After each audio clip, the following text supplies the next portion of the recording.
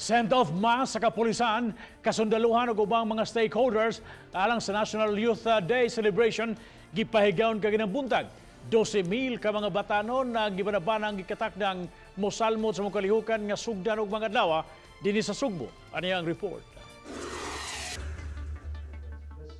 Atol sa security briefing, kauban ang mga opisyal sa simbahan, gipaniguro sa Philippine National Police ug sa Armed Forces of the Philippines nga luwas ang pagpahigayon sa National Youth Day dinhi sa Sugbo. Nanawagan ang kapulisan ug ang simbahan sa katawhan sa pagsabot sa gamayng kahasol nunod sa mga palisiya nga ipatuman aron masiguro nga walay magkalusot nga mga dautan nga posibleng mohamok sa kalihukan. Alang sa mga pilgrims, kadulang official backpack sa National Youth Day ang tugutan nga madalas sa mga venue sa kalihukan. Ugma, mangabot na ang mga delegado sa NYD ug inig ka Miyerkules sa hapon ang grand opening sa kalihukan.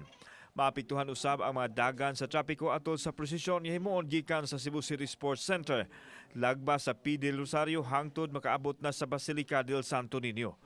Alas 5 sa hapon, ipatuman ang road closure sa mga affected access apan inig makaagina ang prosesyon, ablihan ra usab dayon kini.